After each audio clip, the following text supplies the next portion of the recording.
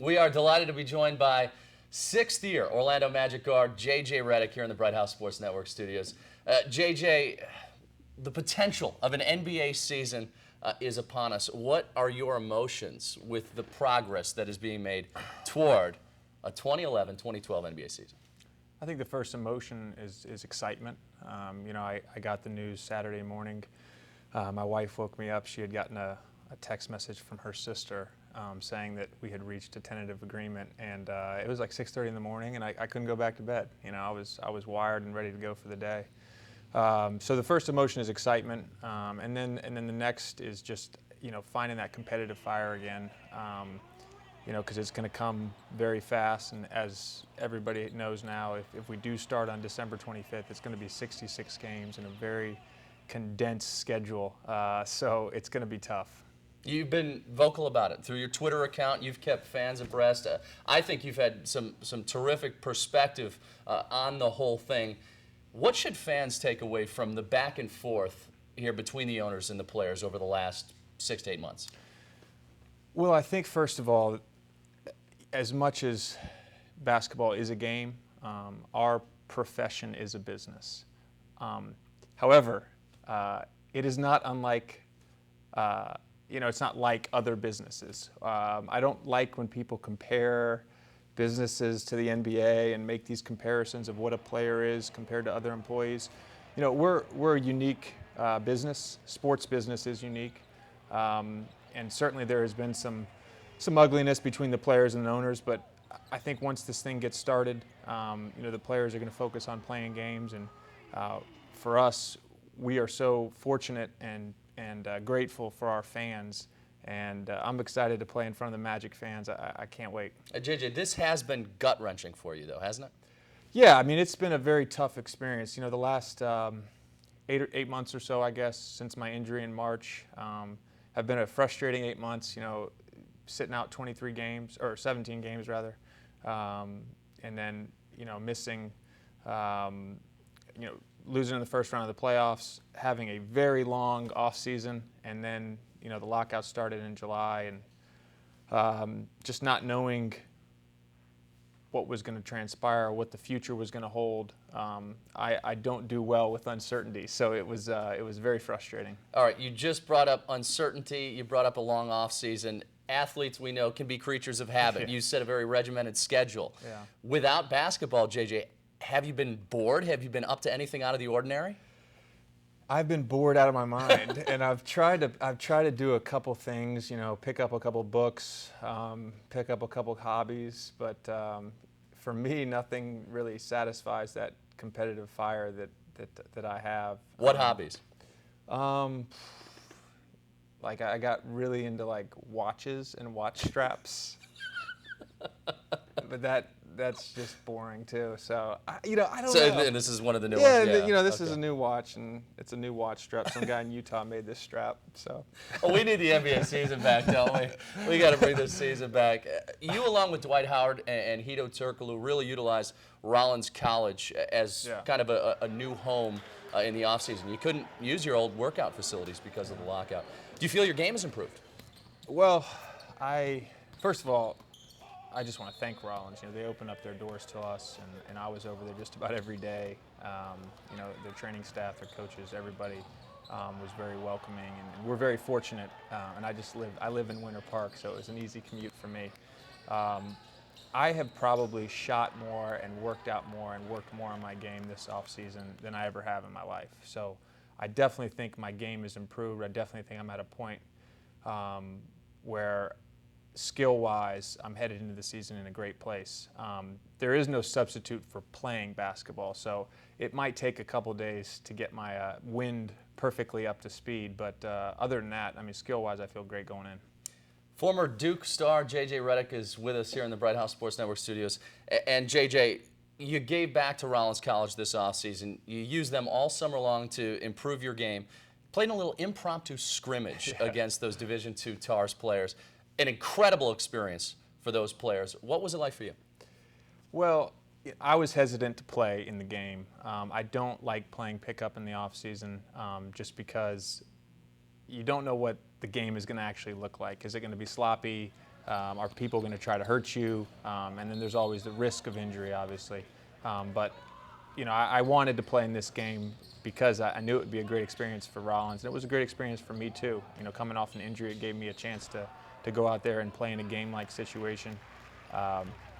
If I had known that the social media would have spread the news that we would have that game and that we would have had hundreds of kids show up, I might not have played. I didn't know that was going to happen. So that was kind of an interesting experience in itself. It was supposed to be a private event. It kind of took Yeah. on a life of its Yeah, own. exactly. You, Marshall Gortat, Ryan Anderson.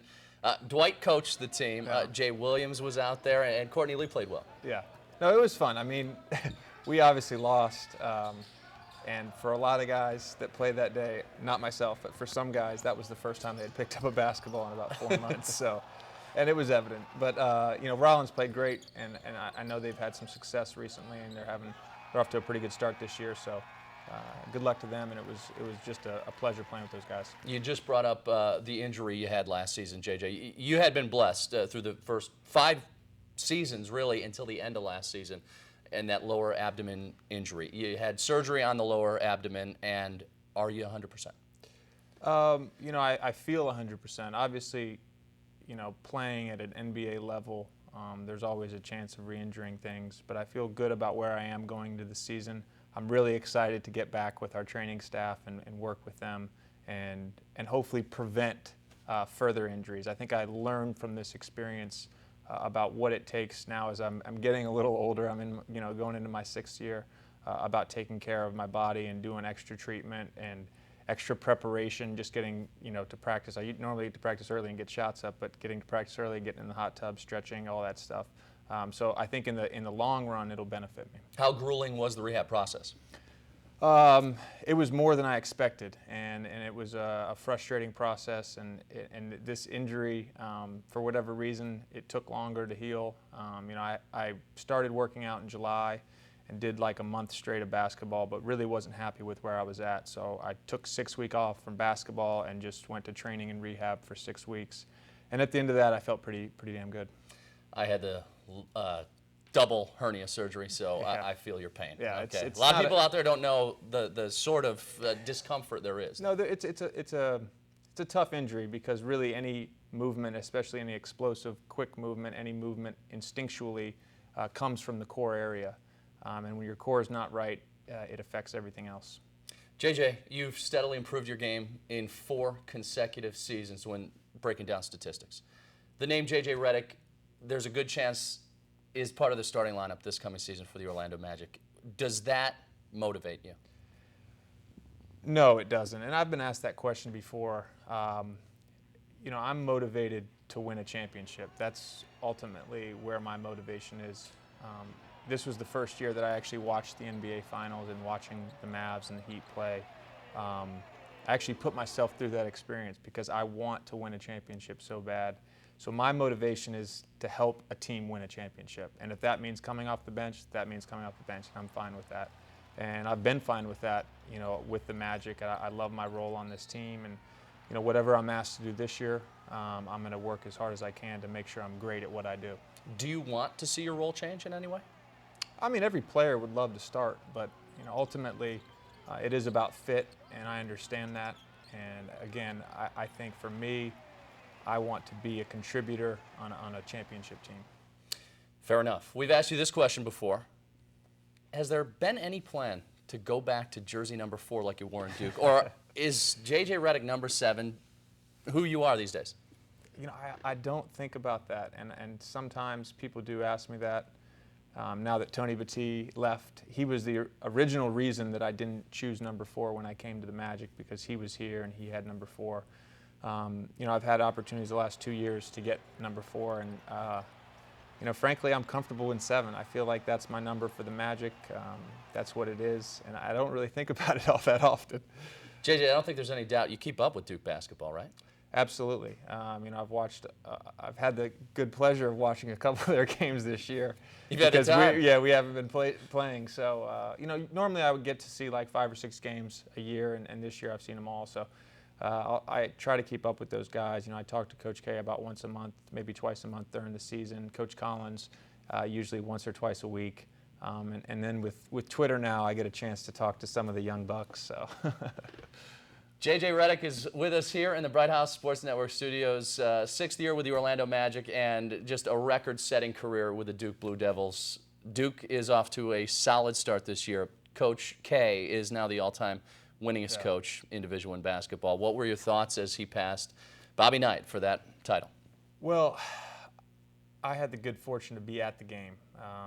I was in Austin, Texas. It was Dwight's, little all-star extravaganza weekend a few weeks ago, and I was in Austin that weekend. And when Duke won their first 2 games of the season, I booked a flight to New York. I landed at JFK at, I think, 6 p.m., and I got out of the will call line at about 7:15 p.m. at the Garden. So I barely made it to the game, but being there, being around several former players like Carlos Boozer and Chris Duhon and Mike Dunleavy and Shane Battier, and getting to share that moment with those guys and with the team was awesome. I mean, Coach is the best of all time in my book. So that's why you didn't play in Dwight's tournament. You were at the game. Yeah, more important things to do. Austin Rivers from Winter Park has gotten off to a great start with the Duke Blue Devils. What are your thoughts on his talent for that team? Well, he is a talent, and I think that's pretty evident. He's got a lot of skill.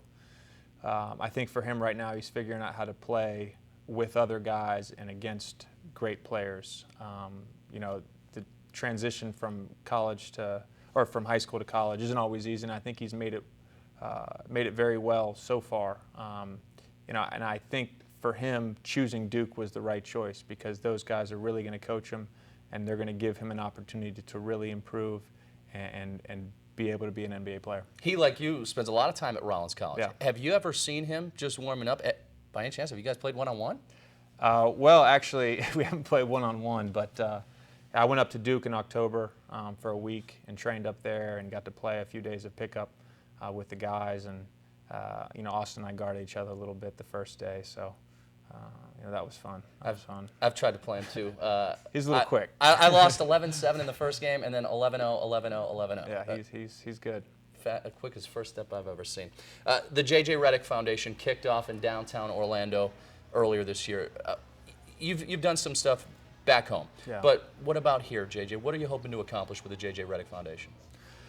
Well, Chelsea and I had some time this fall, obviously, to explore some options, and so I think we haven't, formally done this yet, but I think we're looking at providing a college scholarship to one Central Floridian high school student every year. And that was kind of one of the things that we talked about when we initially started throwing around the idea of a foundation, is really focusing on education. And we believe that's an opportunity for us to do that here in Central Florida. And we're really excited about it. We've already talked with an organization we're going to work with to provide that scholarship. So, it is not formally done or anything like that, but it's looking like that's what we're going to do here. That's great.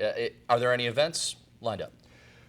No, and honestly, I'm kind of disappointed because when we had my event in Roanoke, Virginia, my golf tournament, and then we came back 2 weeks later. We had my kickoff event here downtown Orlando. I was expecting to plan some events, but with the NBA lockout, it's made it very difficult to schedule anything. So once this deal gets finalized and I see some opportunities to have events, I will be having events here.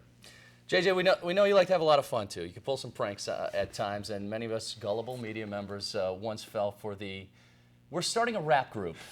Ryan Anderson, Marcin Gortat, JJ Redick, and we all went with it. Got any pranks in store for the media this year? First of all, Marsh wasn't in the rap group. No, he wasn't. He was just going to provide the cars and the girls for the rap video. Big difference. I'm sorry. He wasn't actually going to rap. Okay, so the rap thing was not like 100% for real, but it was something we threw around the idea of. I used to write little rap lyrics in college, and Ryan likes to make beats on his computer, so it never really got off the ground. Last year I told Josh Robbins that I wanted to be governor of Florida someday. So Robbins of the Sentinel, Orlando yes, Sentinel. Sure. And so I'm gonna stick with that for this year, for the next year. That would be my ultimate goal, would be to possibly be mayor of Orlando, so watch out, Buddy Dyer. JJ Redick with us in studio. Speaking of career questions, JJ. Yeah. blink of an eye and you're in your 6th season. Yeah. The career will be over in a blink of an eye. What will you do once your playing days are over? I think for me, I want to find something that challenges me. You know, I think coaching would be an option. I do love the game of basketball. You know, people have said to me before that I'd be good in broadcasting. I don't know if I want to do that, but you know, for me, I'm potentially looking at going back to school. I do have, you know, my bachelor's degree from Duke University, but I would like to get my MBA and look for opportunities and challenges out there in that world. JJ, thank you so much for the time. We hope this season is upon us quickly. Me too. The 26th of December, hopefully. Absolutely. At the Amway Center? Yeah? Yeah, I hope at home. Yeah. JJ, thanks so much. All right. Thank you.